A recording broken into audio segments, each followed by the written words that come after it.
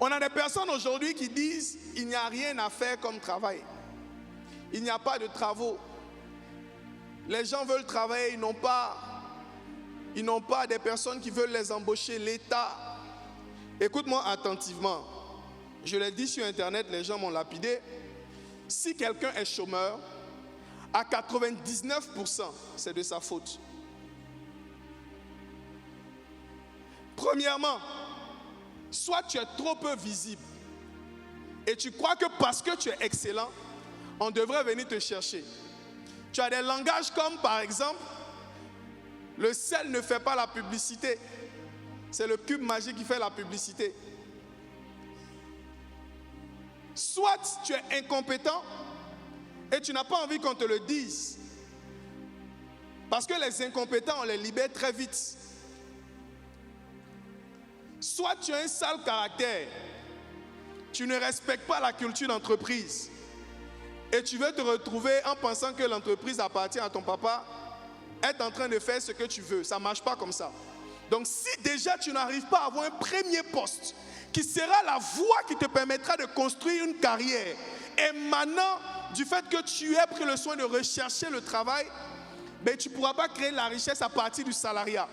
Quand tu as eu un boulot, il faille que tu puisses nous montrer que tu n'es pas une personne qu'on emploie parce qu'on l'aime, mais parce que tu es compétent ou tu es compétente. Tu dois augmenter tes performances. Tu dois augmenter ta capacité à être diligent. Tu dois augmenter ta capacité à pouvoir apporter des résultats pour l'institution qui t'embauche. Ça, c'est la deuxième étape. Tu ne peux même pas penser à entreprendre à la deuxième étape alors que tu n'as même pas un poste de responsabilité au sein de l'institution qui t'emploie. Tu viens d'avoir un poste. La deuxième idée qui vient dans ta tête, c'est prendre l'argent pour aller automatiquement entreprendre. C'est une mauvaise idée.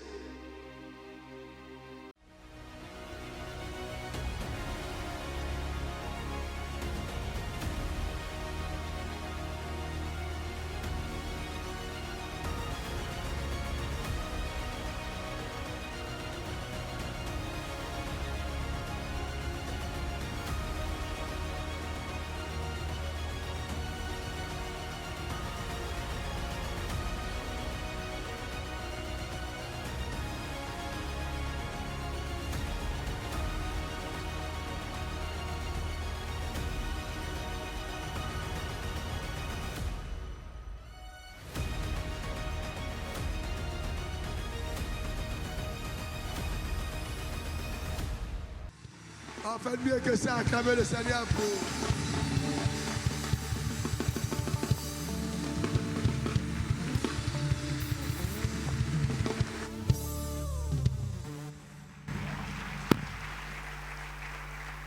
Père, je te rends grâce, que ton nom soit glorifié. Parle, ton serviteur écoute. Que ce moment soit spécial et que toutes les paroles qui seront relâchées soient inspirées par ton esprit. Au nom suprême de Jésus. Amen. Merci à tout le monde. Prenez place.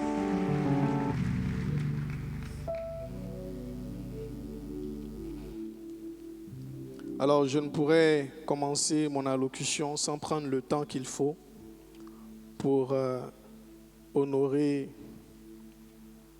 avec beaucoup d'engagement et de sérieux mon père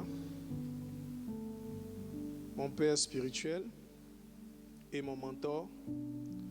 Je pense que je ne suis pas un charme. La Bible nous dit que Noé une fois se sentait enivré et ses enfants ont pris le soin d'aller rapporter à leurs frères que leur père était nu. Quand j'ai rencontré papa, beaucoup de personnes m'ont approché, m'ont dit: mon petit, voici ce que tu dois savoir. Et ce que je sais, c'est que Cham a pris le soin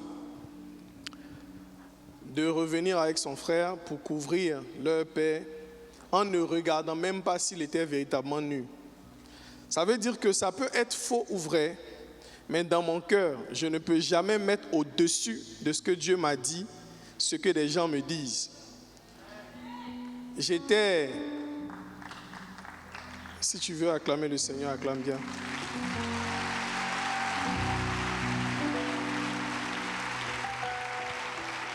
Je veux vraiment dire merci à Dieu pour la grâce qu'il me fait de pouvoir être sur les affiches. Grâce à papa, aujourd'hui, je suis sur les affiches. Quelqu'un m'a dit, mais il te voit trop là. Si quelqu'un me fâchait contre toi, il te voit trop. Je suis reconnaissant. Dieu m'a fait grâce. Il m'a fait vraiment grâce. Dieu m'a aimé. Il m'a permis de rencontrer Papa Wafo. Il m'a permis de le côtoyer, d'apprendre, de comprendre et de savoir que toute chose a une raison. Je veux qu'ensemble on se tienne debout avec beaucoup d'humilité, qu'on puisse dire merci à Dieu de nous avoir donné quelqu'un qui porte son cœur. Attendez. Vous savez, la Bible dit à celui qui aime beaucoup, on pardonne beaucoup. David a fait pire que certaines personnes, mais Dieu a pardonné. Pourquoi? Parce qu'il aimait beaucoup. Et Dieu dit que David était l'homme selon son cœur. On peut trouver des gens qui prient, des gens qui ont de grosses voix, mais des gens qui portent le cœur de Dieu, il y en a très peu. Cette rencontre émane du cœur que papa a. Et beaucoup d'autres personnes auraient pu abandonner pour se conformer à ce que le monde aurait voulu entendre. Je veux qu'ensemble, on acclame le Seigneur, qu'on dise merci à Dieu avec des cris de joie pour le cœur qu'il a donné à son serviteur.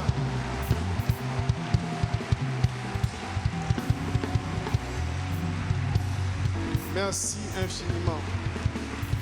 Merci beaucoup. Merci papa, merci.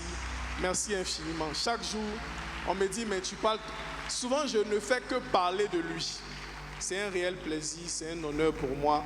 Je ne prends pas ça pour un acquis. Chaque journée, je ne fais que célébrer le nom du Seigneur pour la grâce qui m'a permis d'être à côté de vous. Et je suis vraiment votre fils. Je pense que le temps va le prouver. Merci aussi à maman pour l'humilité. J'en parlais avec ma femme. Je lui disais, ah maman Wafo, vraiment, quand tu la regardes, tu sens que le fruit de l'esprit est manifeste. La douceur, la sagesse. Souvent on regarde maman, on dit non, vraiment, c'est le modèle qu'il faudrait avoir. Que le nom de Yahweh soit célébré. Alors, je voudrais remercier toutes les personnes qui ont intervenu avant moi. Matt, Karine, pour l'honneur qu'elle nous fait d'être là. C'est vraiment particulier et acclamons le Seigneur pour ça. Je voudrais aussi remercier Gloria Amegavi pour son intervention, qui nous a beaucoup aidé. Ovationnez-la, s'il vous plaît.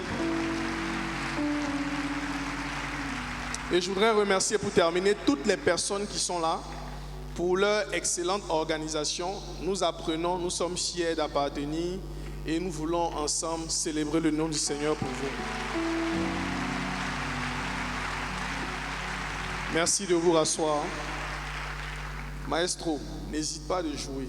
Nous sommes en guerre. Et quand nous sommes en guerre, la Bible dit que David jouait les instruments et les esprits qui étaient dans Saül se mouvaient.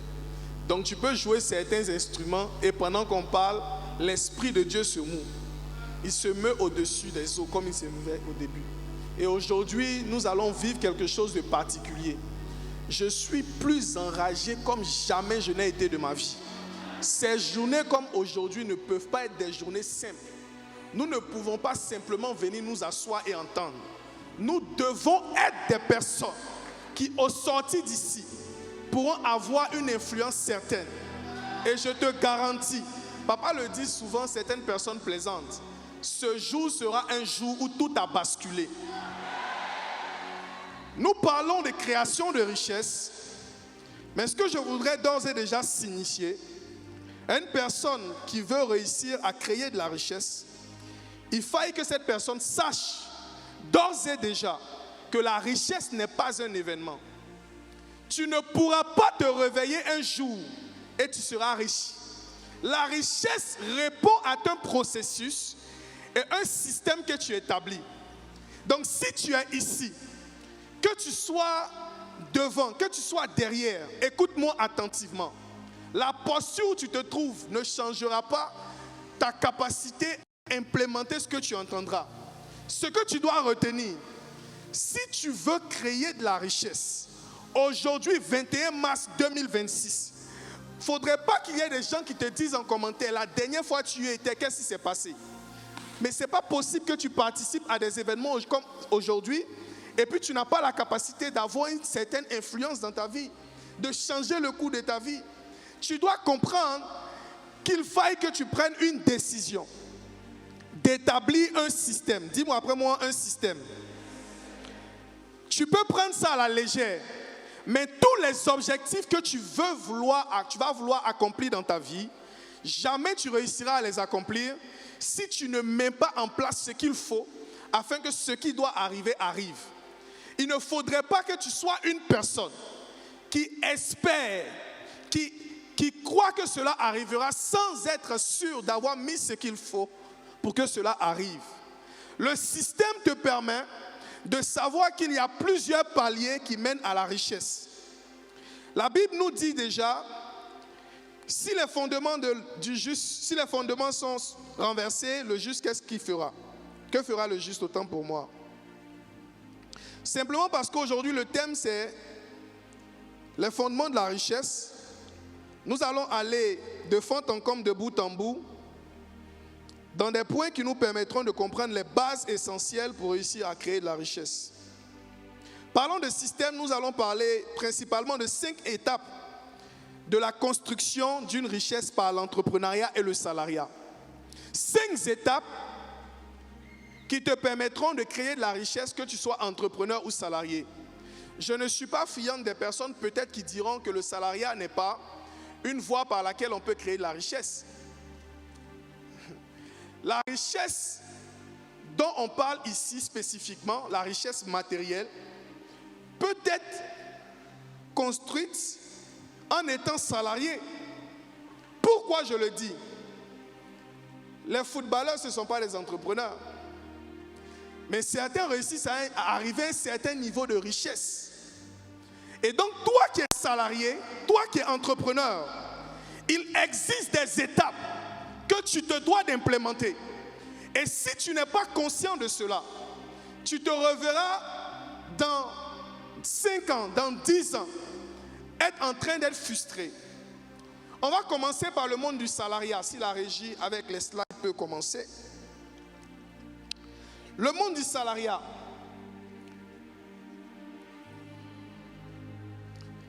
Ok.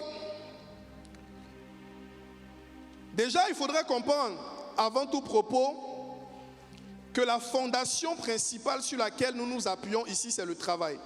Donc le travail par, déjà, le slide avant, par l'entrepreneuriat et par le salariat. Déjà par le salariat, comment est-ce qu'on peut arriver à créer de la richesse? La première étape, quand tu es salarié et que tu veux créer de la richesse, tu peux commencer à noter, c'est déjà de chercher à trouver un premier boulot. Le premier poste est la première étape qui te mène à la richesse. Alors, ce qu'il faut comprendre, on a des personnes aujourd'hui qui disent il n'y a rien à faire comme travail. Il n'y a pas de travaux. Les gens veulent travailler, ils n'ont pas des personnes qui veulent les embaucher, l'État. Écoute-moi attentivement. Je l'ai dit sur Internet, les gens m'ont lapidé. Si quelqu'un est chômeur, à 99%, c'est de sa faute. Premièrement, soit tu es trop peu visible et tu crois que parce que tu es excellent, on devrait venir te chercher. Tu as des langages comme par exemple, le sel ne fait pas la publicité. C'est le cube magique qui fait la publicité. Soit tu es incompétent et tu n'as pas envie qu'on te le dise. Parce que les incompétents, on les libère très vite.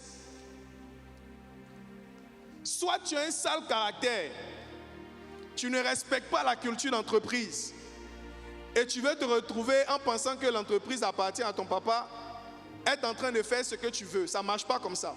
Donc si déjà tu n'arrives pas à avoir un premier poste qui sera la voie qui te permettra de construire une carrière émanant du fait que tu aies pris le soin de rechercher le travail, ben, tu ne pourras pas créer de la richesse à partir du salariat. Le deuxième point ou la deuxième étape pour créer de la richesse à partir du salariat, c'est de travailler à augmenter ses performances et ses résultats afin d'obtenir une potentielle augmentation. Afin d'obtenir une potentielle augmentation. La deuxième étape, quand tu as eu un boulot, il faille que tu puisses nous montrer que tu n'es pas une personne qu'on emploie parce qu'on l'aime, mais parce que tu es compétent ou tu es compétente. Tu dois augmenter tes performances. Tu dois augmenter ta capacité à être diligent.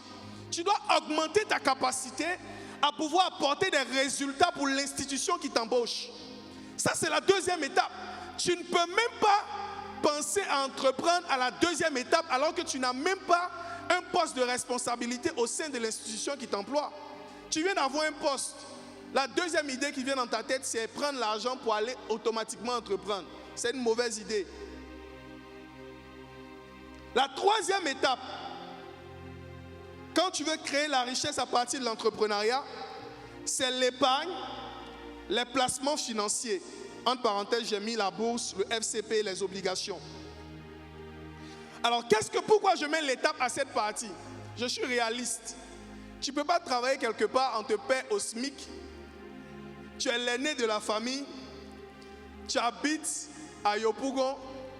Tu as 5 frères et sœurs. Et tu me parles d'épargne. Laisse tous ces coachs de finances là. À un moment, quand la réalité est là, tu ne peux pas épargner. Si tu épargnes, peut-être que tu changes ta nature. Peut-être que tu n'es plus empathique. Peut-être que tu as plus manifesté l'amour pour ceux qui sont autour de toi. Sinon, à un certain revenu, tu ne peux pas épargner. Ce n'est pas possible, sois réaliste. Donc, je mets l'épargne à la troisième étape en me disant, tu as commencé à travailler peut-être comme stagiaire, peut-être que tu as une activité dans laquelle on ne te paye pas un certain montant, mais tu commences à apporter des résultats. Tu commences à influencer le chiffre d'affaires de l'entreprise et finalement, on te passe à un niveau supérieur, te permettant de pouvoir épargner à la troisième étape et finalement investir dans des marchés financiers. La quatrième étape pour créer la richesse en tant que salarié, c'est l'investissement dans des business autres. Ça veut dire que c'est à la quatrième étape, tu peux décider en tant que salarié de commencer à penser à créer un business à côté. Tu ne peux pas vouloir créer un business à côté alors que premièrement, tu es incompétent là où tu es déjà. Mais attends, qu'est-ce qu'on vous a dit? Tu fais mal le travail de quelqu'un. Tu veux venir faire quoi dans ton propre travail? Tu te trompes toi-même. Si tu n'as pas pu être seulement un bon salarié, tu ne peux pas être un bon entrepreneur. L'entrepreneuriat, ce n'est pas un poste d'exécutant. Hein. L'entrepreneur, il a beaucoup de choses qu'il fait. Quand tu es entrepreneur, les gens peuvent te voir rire, mais à l'intérieur, toi seul, tu sais ce que tu vis.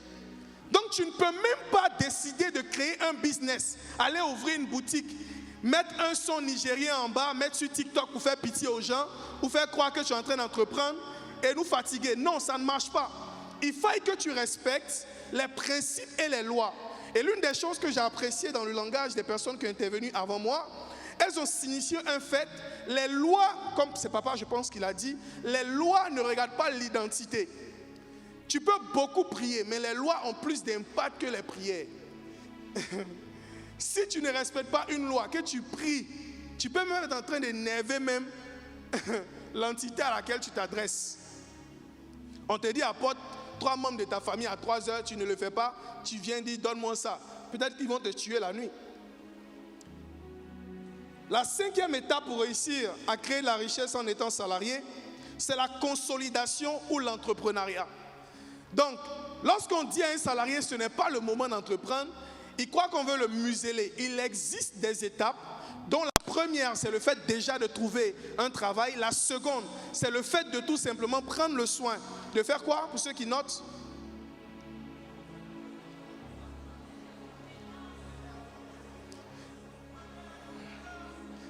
Augmenter les compétences et les résultats. Troisièmement, l'épargne et l'investissement dans les plans financiers. FCP, des business qui ne nécessitent pas réellement ta présence. Quatrièmement, j'ai dit quoi? L'investissement dans des business autres. Et cinquièmement, tu fais quoi? Tu entreprends. Voici l'étape que tu peux suivre. Tu vas voir des footballeurs, qui prennent le soin d'être déjà recrutés dans un club. Ensuite, il prend le soin d'être performant. Après, il prend le soin de faire quoi? D'avoir des placements. Tu dis, ah, il a racheté telle chose, il a fait ceci et cela. Ce sont des choses qui existent. Mais déjà même, il y a 3 valeurs du savoir que tu dois savoir. Il y a ce que tu sais que tu ne sais pas. Il y a ce que tu ne sais même pas que tu ne sais pas. Et il y a ce que tu crois savoir, mais qui est faux. Donc tu peux te retrouver dans une posture où tu es en train de vouloir entreprendre au mauvais moment en tant que salarié. Et quand tu es entrepreneur, il faut comprendre qu'il existe plusieurs étapes aussi pour toi, pour créer de la richesse. La première étape quand tu es entrepreneur, c'est le lancement. Donc si tu es ici que tu ne t'es même pas encore lancé, c'est grave. La première étape, c'est le lancement. On a eu plusieurs façons de trouver des idées de business. La deuxième étape pour l'entrepreneur, c'est l'accumulation. Beaucoup de personnes se lancent dans l'entrepreneuriat et après qu'elles aient pris le soin de gagner de l'argent, elles commencent à vouloir diversifier leurs sources de revenus. C'est une erreur gravissime. Écoute-moi, j'ai perdu beaucoup d'argent parce que je ne respectais pas certains principes comme je suis en train de les énumérer.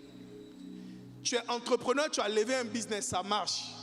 La deuxième étape là, ce n'est pas d'aller écouter ton oncle qui dit il faut acheter les terrains ou bien il faut construire, ce n'est pas ça. La deuxième étape, c'est de prendre le soin d'accumuler de la richesse. Ça veut dire quoi? Accroître tes sources de revenus. Le business que tu fais, dans lequel tu t'es lancé et tu as gagné de l'argent, c'est de prendre le soin de l'étendre. Pas d'aller ailleurs, mais étendre ce que tu fais déjà. C'est ce qu'on appelle l'accumulation. La troisième étape pour l'entrepreneur, c'est la multiplication. La multiplication, ça veut dire quoi? Quand tu as pris le soin premièrement d'accumuler, tu vas essayer maintenant de dupliquer ce que tu fais. Donc si par exemple tu avais une seule boutique et que tu vendais 1 million de francs CFA par jour et que finalement tu veux accumuler, tu vas augmenter tout simplement ton approvisionnement. Et si tu veux multiplier maintenant après l'accumulation, tu vas étendre ce business dans d'autres différentes zones géographiques. On n'est pas encore à dire que je fais telle chose, je vais aller faire telle chose. Parce que si tu ne respectes pas ça, tu risques d'être en face de ce qu'on va voir tout à l'heure. La quatrième étape, c'est la consolidation. Dis avec moi la consolidation. La consolidation, c'est lorsque maintenant, tu prends le soin d'étendre tes activités dans des secteurs qui viennent rajouter de l'effervescence à ton secteur primaire. Ça veut dire quoi? Tu ne vas pas te disperser, mais tu vas te diversifier. Par exemple, tu as une activité de vente de vêtements unique. Tu pourrais aller dans une activité additive de vente de chaussures, de sacs à main, rester dans la mode. Donc tu ouvres une autre activité, mais tu restes dans un principe tout simplement de respect pour consolider un secteur d'activité où tu es déjà. Donc ce sont des business qui viennent ajouter un panier moyen. Donc ça veut dire que tu vas augmenter le panier. Comment vous expliquer ça naturellement ou facilement?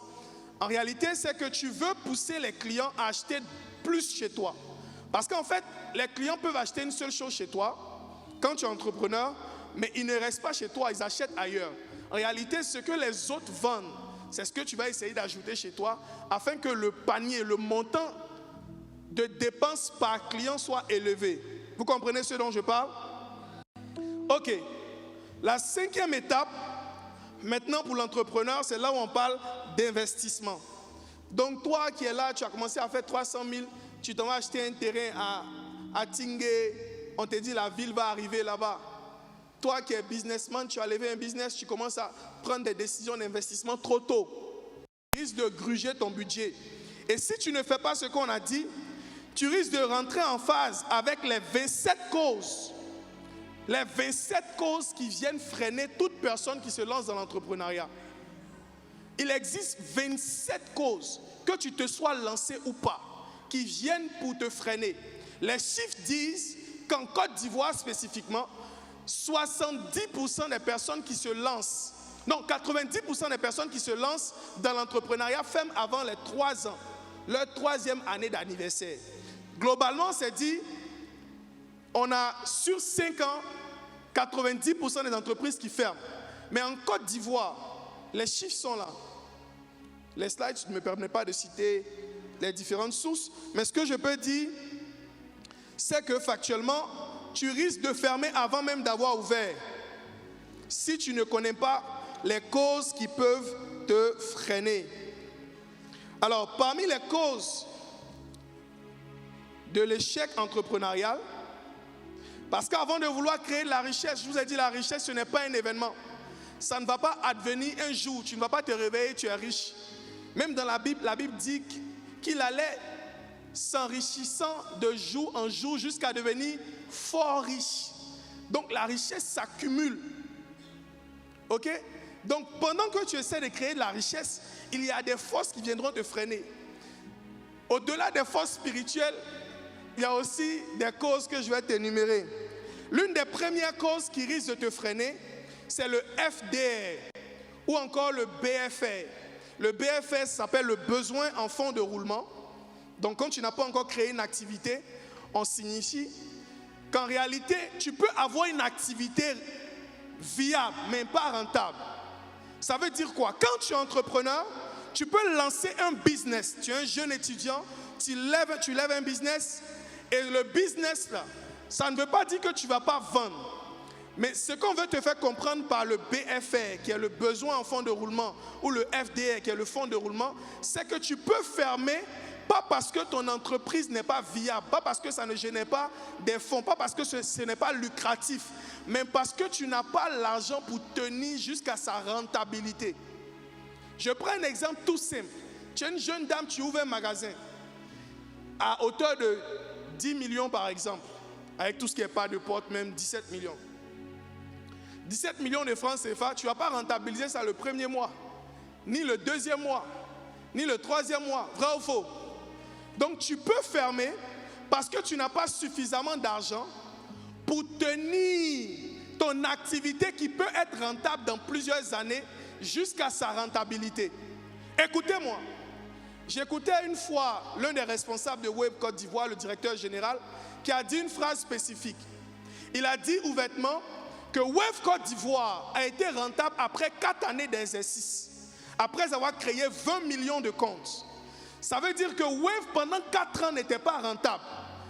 En français facile, l'argent qu'ils gagnaient n'était pas en adéquation avec ce qu'ils dépensaient. Mais ils ont tenu pendant 4 ans avant d'être rentables. Donc toi qui as ton business, tu peux fermer avant le temps, pas parce que ton idée n'est pas bonne, pas parce que ton business n'est pas bon, pas parce que tu n'as pas des stratégies de vente, mais parce que tu n'es pas encore rentable. Et ce qui te manque, c'est ce qu'on appelle le besoin en fonds de roulement quand tu ne t'es pas encore lancé, ou le fonds de roulement quand tu as déjà une activité lancée. C'est pour ça que des gens prennent des prêts à la banque pour tenir leurs activités jusqu'à la rentabilité. Si on ne te le dit pas, tu vas penser que le fait que tu aies une belle idée te permettra de devenir riche.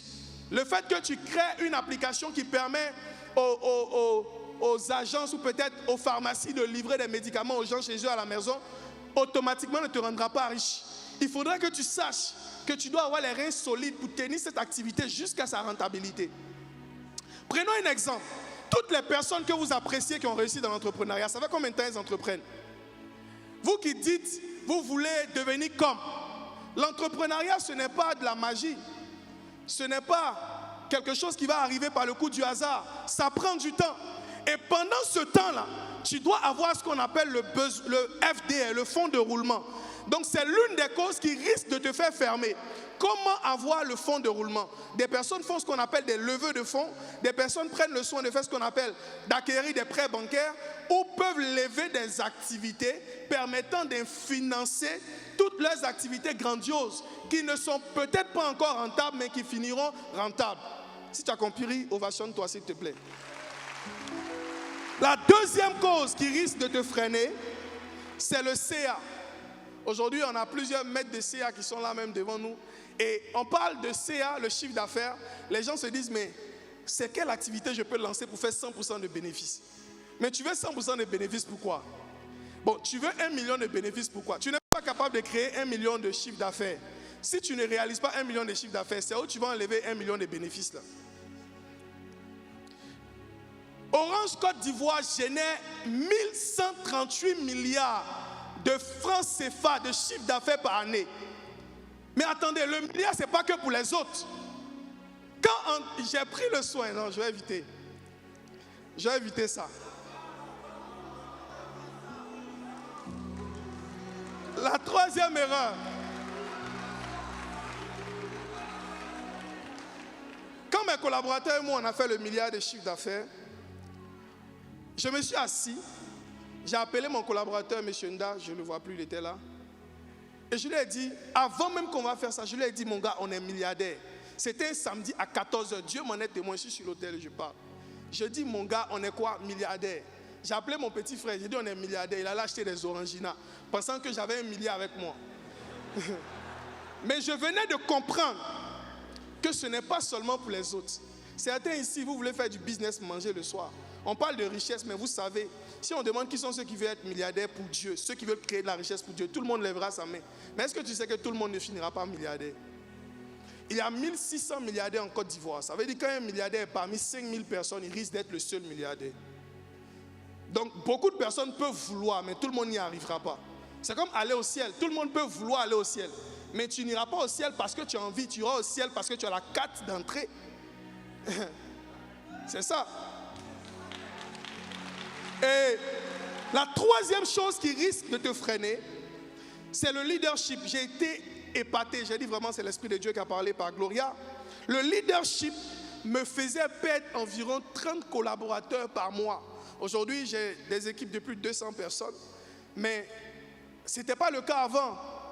Et moi, je me disais, mais les gens sont trop des paresseux.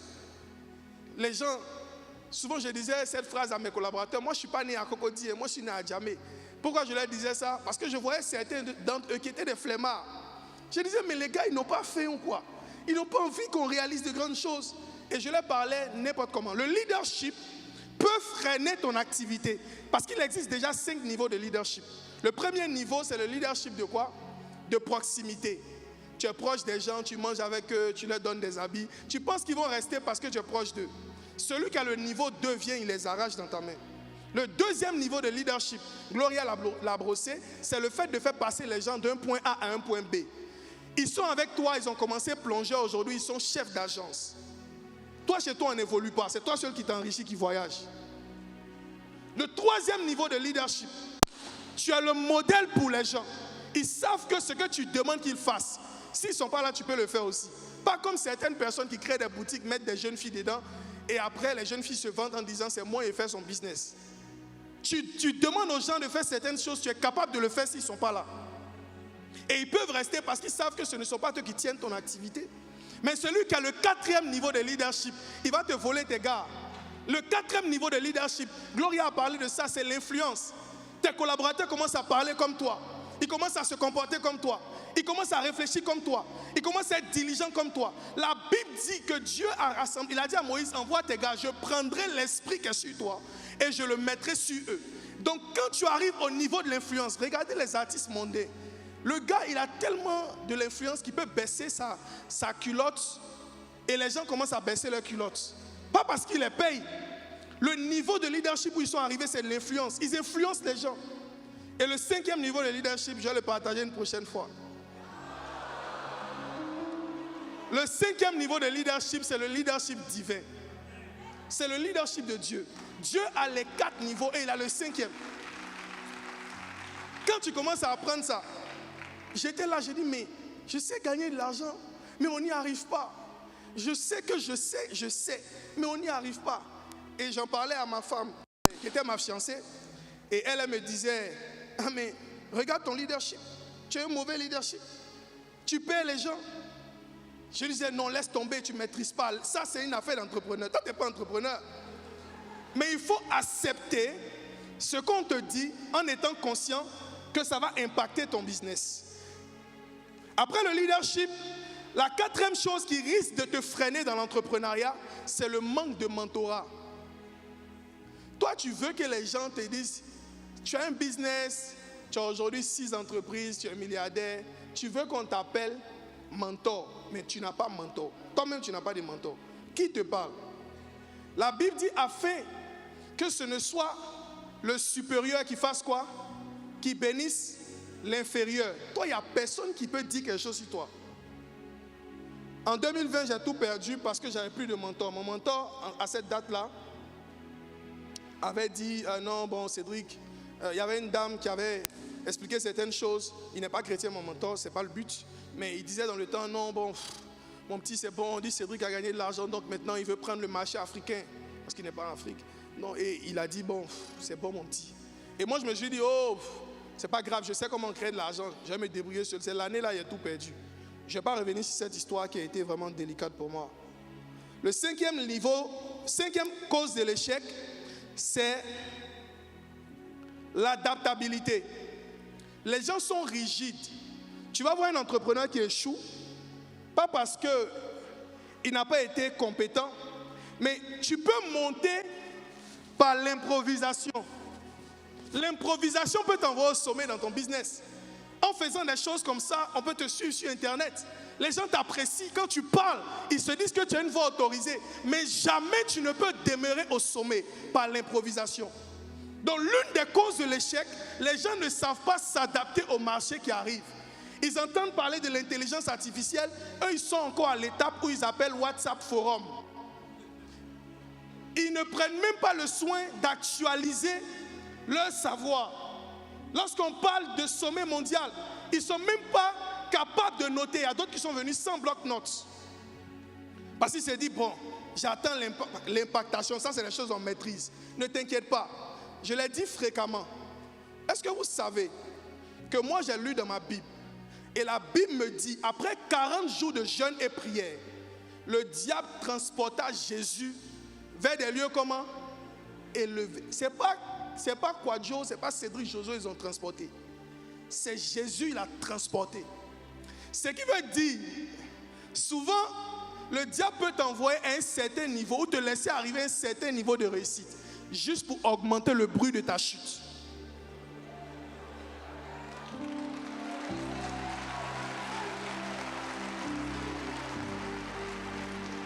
Maintenant que tu décides de passer à un autre palier, tu vas comprendre que, en respectant les différentes lignes que j'ai données, que ce soit au niveau du salariat ou de l'entrepreneuriat, et si tu prends le soin d'associer toutes les directions divines qu'on reçoit, cette année, les gens ont vu Cédric s'en va faire le stade. Le budget du stade, c'est plus de 200 millions de francs.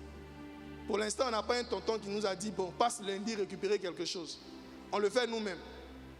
Et j'ai eu l'idée du stade en entendant le thème de l'année qui a été donné par mon père.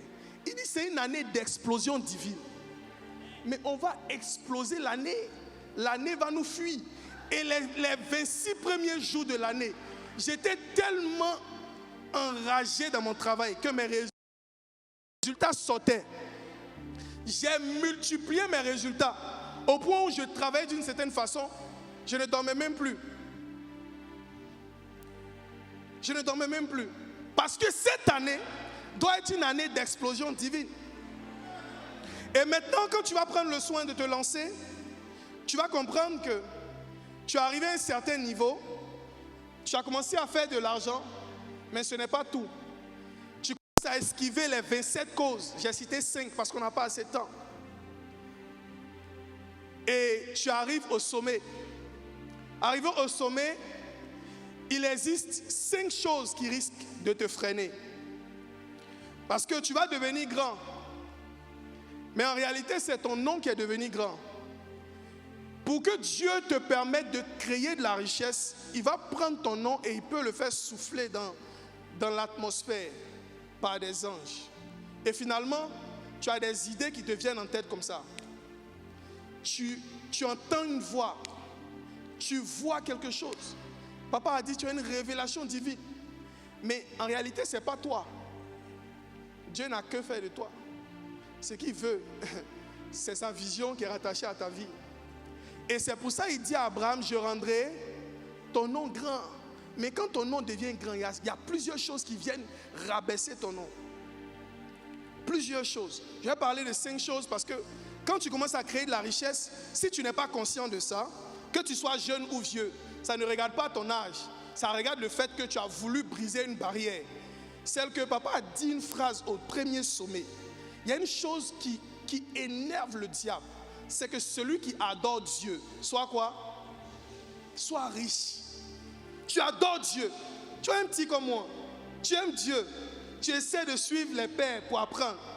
Et tu as au moins 200 personnes par mois qui mangent de ta poche. Parce que le gars qui est là, il y a au moins 200 personnes, des orphelins, des personnes qui, par la grâce de Dieu, chaque mois qu'on permet à ce qu'ils puissent non seulement aller à l'école, non seulement manger. Donc quand le diable voit ça, il sait que tu ne deviendras pas riche pour aller t'asseoir dans les salles de striptease. Il sait que tu ne deviendras pas riche pour marcher comme ça à l'église, pour te vanter au quartier. Parce qu'en réalité, il sait que tu deviendras riche pour les desseins de Dieu. Et il va envoyer certaines choses. La première des choses, par exemple, qui peut venir, qui a fait tomber les grands. J'ai sorti en additif de ce que j'avais lu, un livre qui va sortir bientôt. J'attends la sortie du livre de mon papa. Ovationner le livre de mon papa qui a sorti bientôt. Papa sortira un livre puissant. Qui est prêt à acheter les livres de papa? Qui est prêt à déjà acheter les livres si aujourd'hui on prend le soin de donner les 2 premiers titres? Papa a 2 livres qui sont prêts. On va faire une liste. Qui est prêt? Lève tes mains, papa va voir. Nous, on va prendre pour distribuer. Papa, tu vois, hein? Acclame le Seigneur pour la vie de notre papa. La première des choses qui vient pour te freiner quand tu arrives à un certain niveau. Tu es peut-être arrivé là par le fruit du hasard, mais tu dois connaître ça. Même ceux qui ont fait le droit ont dit, nul n'est censé faire quoi? Ignorer la loi. Ce n'est pas parce que tu ne sais pas que ça ne viendra pas. Le sexe opposé est la première des choses qui vient faire descendre les grands. Si tu ne sais pas, tu es une femme, tu es un homme, tu vas arriver à un certain palier. Là, je viens de sentir maintenant une autre portion de l'onction qui est descendue. Tu vas arriver à un certain palier. Il faut comprendre quelque chose. Le diable viendra en forme de ce que tu aimes, juste pour t'arracher ce que Dieu a mis en toi. Le sexe opposé est dangereux. Le diable n'est pas en congé. Le diable vient tenter Jésus, mais lisez la Bible. Toi, tu pries juste 3 heures par jour, on s'en fout. Tu sais ce qu'il va te faire? Le sexe opposé. Fais attention, ne dis pas, non, je gère. Non, mets des garde-fous. Tu gères rien. Deuxièmement, moi, les gens qui me voient disent, Cédric est bizarre, il est prétentieux. Je ne suis pas prétentieux en vrai. Si tu me rencontres, je suis quelqu'un de très, très, très doux. Je mets des garde-fous. C'est tout, je ne suis pas prétentieux. Le deuxième point, c'est l'amour de l'argent. Tu peux organiser un événement comme celui-ci juste parce que tu fais des calculs bons. Si chacun donne 1000 francs, même si ceux qui n'ont pas l'argent, tu vas te détruire. Troisième chose, l'orgueil. Toi, personne ne peut te parler. Peu importe ce que tu as, la Bible dit, ce qui a été, c'est ce qui... Il n'y a rien de nouveau sous le soleil. Ce que tu as eu là, quelqu'un a déjà eu ça. Laisse les gens te parler. Et les 2 dernières choses importantes à retenir, l'improvisation qui risque de te faire descendre. Quand tu entreprends, regarde par exemple, papa n'improvise pas, les choses sont millimétrées. On n'improvise pas quand tu arrives à un certain niveau de réussite. Toutes les choses doivent être programmées. Et la dernière chose, c'est la distraction. La distraction est l'un des ennemis les plus farouches. Regarde aujourd'hui, tout ce que tu as appris. Certains parmi vous risqueront de sortir en disant, ça a été une belle conférence. J'ai aimé ce moment. Mais après, il y a eu quoi? Mais on sera fiers d'entendre. J'ai été au sommet mondial de la création des richesses, 3e édition. Et ce jour-là, ça a été un moment spécifique. Alors, je vais vous partager quelque chose que je n'avais pas partagé depuis que je suis conférencier. Qui est prêt pour ça? Je vais vous dire une vérité pendant 5 à 10 minutes et je vous laisse. Quand tu décides de créer de la richesse, tu dois comprendre certaines choses. La première des choses que tu dois retenir, en réalité, la richesse que tu dois créer, c'est pour ne pas être complice de l'échec de ta famille et des personnes qui t'environnent. Est-ce que tu sais que le fait de ne pas créer de la richesse te rend complice? La Bible dit, Joseph a vu ses frères. Il dit, ne vous excusez pas. Ne vous excusez pas. C'est l'Éternel qui m'a envoyé en Égypte.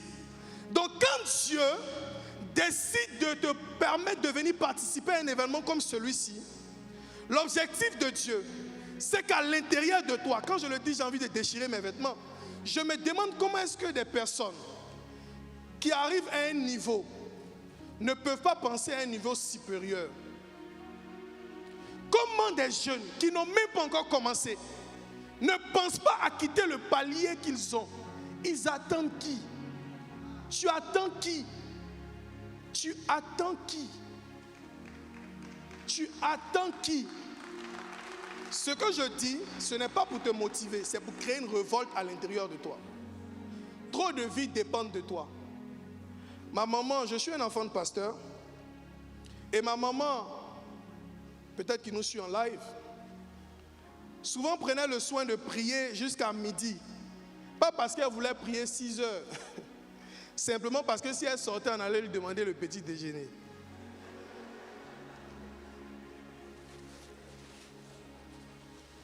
J'entendais fréquemment mes petites soeurs dire: ah non, on m'a dit de ne pas venir aujourd'hui, on n'a pas soldé la scolarité. Mais je ne savais pas que le petit Cédric, le petit Cédric était capable. La Bible dit: lève-toi. Si seulement tu peux te lever. Peut-être que tu connais la fin, tu ne connais pas le process. Tu sais que Dieu t'appelle à devenir. Souvent je vois des sœurs qui sont en train de plaisanter, des jeunes dames, des mamans qui plaisantent. Vous pensez qu'on ne parle qu'aux hommes? Tu ne rêves pas être parmi les 8 femmes qu'on a affichées récemment, qui ont l'influence sur la Côte d'Ivoire. Il y a une parmi elles que j'ai côtoyée qui gère 38 milliards de budget par mois. Toi, tout ton problème, c'est d'aller regarder des lives des je ne sais même pas si je vais dire influenceurs, des charlatans. Si tu m'entends, c'est un appel. J'ai dit, nous sommes en guerre. Aujourd'hui, c'est aujourd'hui. Et tu dois te dire à l'intérieur de toi: je ne sors pas pour être dans l'émotion, pour dire ça a été. Je sors pour que les gens entendent ce que Dieu est capable de faire au travers de quelqu'un qui s'abandonne totalement à lui.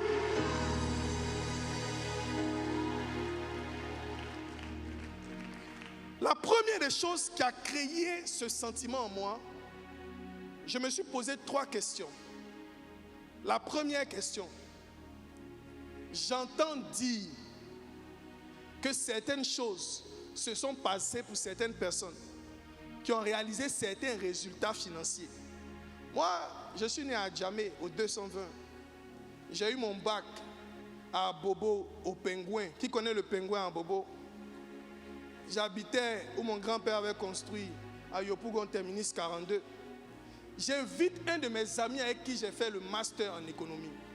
Il arrive dans l'une de mes entreprises. Il me dit: ah Cédric, je veux te voir. Il arrive, il gare sa moto. Notre vigile dit: bon, ok, on va te recevoir. Et puis j'étais en réunion avec mes collaborateurs. Et puis je le prends, je le fais monter à mon bureau. Et puis on parle. Et puis on sort, il dit: ah bro. J'ai dit: bon frère, prends ça, tu vas mettre sur toi. Il dit: non mais mon frère, est-ce que tu peux voir ton boss pour avoir une place ici pour moi? Il faut que Dieu t'envoie à un endroit où ceux qui t'ont connu, ils pourront dire: n'est-il pas le fils de Joseph? J'ai souri, je lui ai dit: mais mon gars, c'est moi le grand boss ici. Tu sais pas. Les gens doivent être fiers. Le ciel doit être fier. Ta vie doit montrer aux gens que dans la vie, on est capable de réaliser ses rêves. Ta vie doit être un témoignage. Vous voyez tout ce qu'on fait là, en réalité, quand on organise des événements, même vous voyez papa ce qu'il fait, c'est beaucoup d'argent dépensé. C'est beaucoup d'argent. Quand tu ne connais pas, tu ne sais pas. C'est beaucoup d'argent dépensé. Tu viens et des gens disent certaines choses en commentaire. Tu n'es même pas capable de dire: non mon frère, ce n'est pas vrai. Mais j'ai compris une chose. En réalité, quand les gens sont satisfaits, ils ne parlent pas. Et c'est pourquoi Dieu a dit: allez par toutes les nations, soyez mes témoins. Parce qu'en fait, quand quelqu'un reçoit quelque chose de bon, il cache pour lui. Mais tu penses que c'est bon, mais c'est maléfique. En réalité, si tu ne te lèves pas pour créer de la richesse, cette chose que je vais dire est très fracassante. Est-ce que tu sais que le fait de ne pas devenir peut te faire disparaître? Écoute-moi. Si tu es entrepreneur et que tu stagnes, tu n'avances pas, non? Le fait de ne pas avancer là, tu es en train de régresser parce que les autres te dépassent. Donc si tu ne veux pas quitter de ce que tu fais maintenant pour dire, je suis un jeune, aujourd'hui je suis venu au sommet, je veux entendre, il y aura l'impactation. On a des personnes qui ont la preuve de ce qu'elles partagent. Et tu vas voir que ça aura une incidence drastique sur le cours de ta vie. Les choses vont changer. Je veux t'inviter de tout mon cœur à ne pas être comme la plupart des personnes qui écoutent sans passer à l'action, mais qui prennent, comme on a été enseigné au cours de cette année, des résolutions. Je suis résolu à être leader dans mon secteur d'activité parce que, en étant leader, le monde verra que je suis la lumière qu'il attendait. Et quand tu deviens leader, vous savez, tu n'as pas besoin d'être converti pour avoir un certain niveau de rayonnement. La Bible nous dit les dons d'un homme lui donnent accès au grand. Dans d'autres versions, la Bible nous dit les dons d'un homme lui font quoi? Lui élargissent la voie. Quand tu te résous pour voir ce qui est à l'intérieur de toi, les voies qui semblent restreintes vont être élargies. Tu vas passer de gré ou de force. Il y a des personnes, on n'a pas envie de les voir, mais on est obligé de les entendre. Et tu vas devenir une personne comme ça. Maintenant, il faut aller plus loin. Il faut aller plus loin. Il faut aller plus loin que de juste dire Amen. Jésus a été baptisé, le ciel s'est ouvert sur lui. Il n'a pas commencé. Il est allé s'écarter pendant 40 jours, 40 nuits. Il est allé se préparer. Et c'est cette préparation que nous sommes en train de faire avec nos parents qui sont là. Et aujourd'hui, je vais t'inviter de tout ton cœur à ne pas prendre cette journée comme une journée habituelle, mais à noter cette journée dans un cahier neuf que tu vas acheter. À tirer une photo comme notre papa le dit, à coller la photo dans le cahier. Et tu écris en bas comme mon père le dit, le jour où tout a basculé. Que le nom du Seigneur soit glorifié.